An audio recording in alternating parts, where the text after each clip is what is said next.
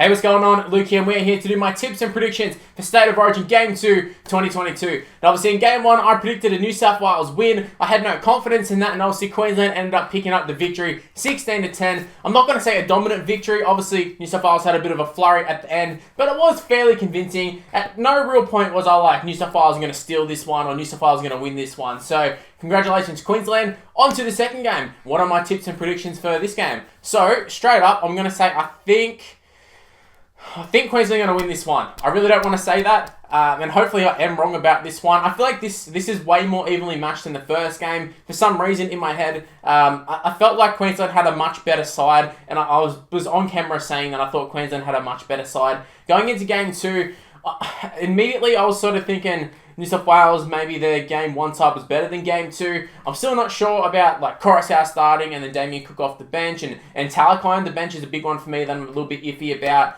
But look, I really like Matty Burton in the centres. Stephen Crichton starting, I like that. I feel sorry for Tony Staggs. I feel like he didn't really play that bad. He's getting a lot of, I feel like he's not getting hate, but he's getting a lot of question marks over him. But I thought when he got the ball with some actual space, I thought he looked quite damaging. Even down to the run where he actually got hurt, he was making a line break. So I feel like he was pretty solid. Obviously, Jack Whiten for me was man of the match, and he's not there. Matt Burton comes in. I feel like if there's ever going to be a like for like, it's going to be Matty Burton and Jack Whiten. Obviously, both left footers, both playing left centre, who normally play in the halves. Super quick, super versatile, and I really like Matty Burton's aggression. Obviously, he's actually found some form at the Bulldogs, which is great for me. I'm a Bulldog supporter. I really like Matt Burton into the centres. The rest of the side, though, they really need to aim up. 4-pack needs to be a lot better. I know they've dropped a fair few players, and I feel like the players that did get dropped, a part of me thinks, yeah, like it's a little bit undeserved, but then the other part of me was like, you got rolled by Queensland, so something did need to change. I don't know if I necessarily agree with all of the changes, but I do like seeing guys like Angus Crichton back into the side. Look, Liam Martin starting, gets the aggression. It's weird for me because I feel like with the Blues, say guys like Liam Martin, not really starters for New South Wales. Even for Penrith, hasn't always been a starter. But like Isaiah Yeo was really off. Obviously got concussed in the very first tackle of the game. No way they can say it wasn't a concussion. There's just no way. But in terms of just the 4-pack dynamic, it was weird. Like Cameron Murray coming off the bench. Then when he came on, I feel like he was not really up to scratch, where normally he's one of your most solid players, whether it's for Rabbitohs, whether it's for New South Wales, Australia, whoever it is, he's usually like at least an 8, 9 out of 10 every game. I like Jake Trbojevic being back in there just to clean up everything. Felt like that's exactly what we missed. We have too many guys who are those flashy sort of players, and when you've got Tommy and you've got Latrell rolling forward and doing those great runs for you and getting them on the back foot, they can play and they can ball play and they can do all the fancy stuff, but we just had too many of them in the side for a side that wasn't going forward. So, look, it's just changes needed to be made. For Queensland, no changes really need to be made. I feel like the coaching staff got it right. Billy Slater, outstanding. I feel like if you look at their team as a whole, it is so just well-rounded. There's not really any weaknesses. It's not like you look at them, and I feel like in previous years, for example, when they actually won the series, it was like Edric Lee, it was Branko Lee, it was like guys where you're like, oh, well, they can exploit them in defense. Did they? No, they didn't. But at the moment, there's not really any sort of, I don't know, weakness in the side. Like the halves, super solid. Hooker, best in the game, you could say. Fullback, best in the game at times.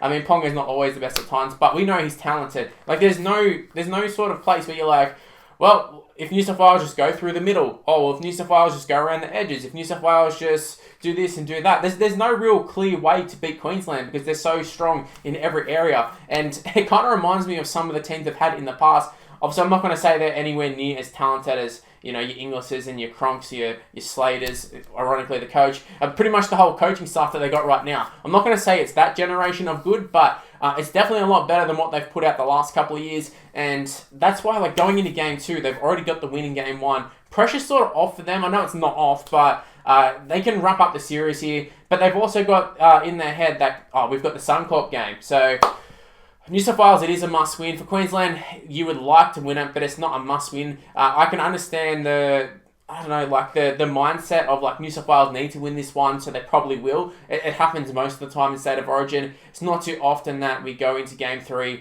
with a dead rubber, though there has been a couple times in the last couple of years. But hopefully for my sake, for New South Wales fans' sake, Hopefully New South Wales pick up the victory. I just don't have any faith in the side in terms of actually being able to pick up the victory. Because they've lost at home, that's like the guarantee. You win at home, that's how it is. It's usually that middle game that they're playing right now that sort of wraps up the series, that secures the series. So, yeah, it will be interesting to see how they go. It'll be interesting to see how the fans are in Perth, because it's being played in Perth, which I know they've been doing it for a long time now, taking that third game. Obviously, they have New South Wales, Queensland, then a third game goes elsewhere. It just feels weird that they keep going to places like Perth. It's like they're not really developing the game over there. There's no real intentions of, bringing in a Perth side or anything like that. I don't really understand. Like, at least with Melbourne, they've got a Melbourne side there, and a lot of the Melbourne players were playing. I can understand the thought process there. It's not that far for both of the other states as well, at least New South Wales anyways. But Perth is just, I don't know, it's a little bit weird for me. But look, I've done my talking about who's going to win. Let's go ahead and give some predictions.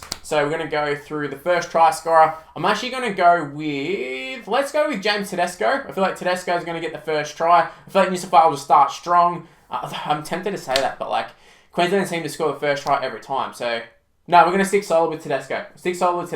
If it is Queensland, I'm thinking maybe Selwyn Cobbo might be the one to go over. But we'll go with Tedesco. In terms of last try scorer, I think it might be like a Dane Gagai, someone like that. I think your man of the match will probably end up being Cameron Munster.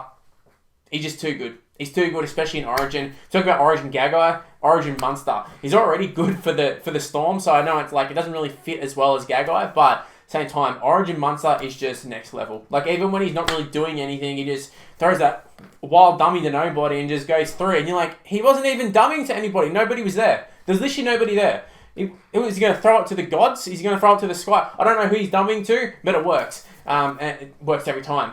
Works a charm. So, yeah, look, I'm going to go Cameron Munster, man of the match.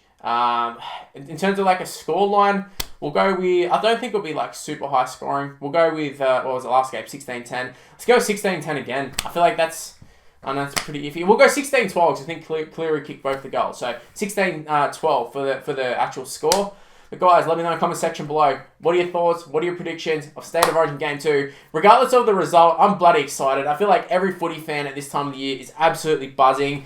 It's like the time where, say, like as a Bulldog supporter, like unless you're like a Penrith supporter or someone like that who's absolutely flying, you look forward to State of Origin because your team is not really going that great. And you're like, oh, well, at least we can all join as a state. We can all support the same side. There's no more like, haha, you lost, or oh, shit, you won. It's just, let's go New South Wales, let's go Queensland. So, I'm excited. I bet you are too. That's why you're watching this video. That's why you're this far into the video. But yeah, like I said, let me know in the comment section below. What are your tips and predictions? Get your first try scorer. Give you a man of the match. All that sort of stuff. Let me know.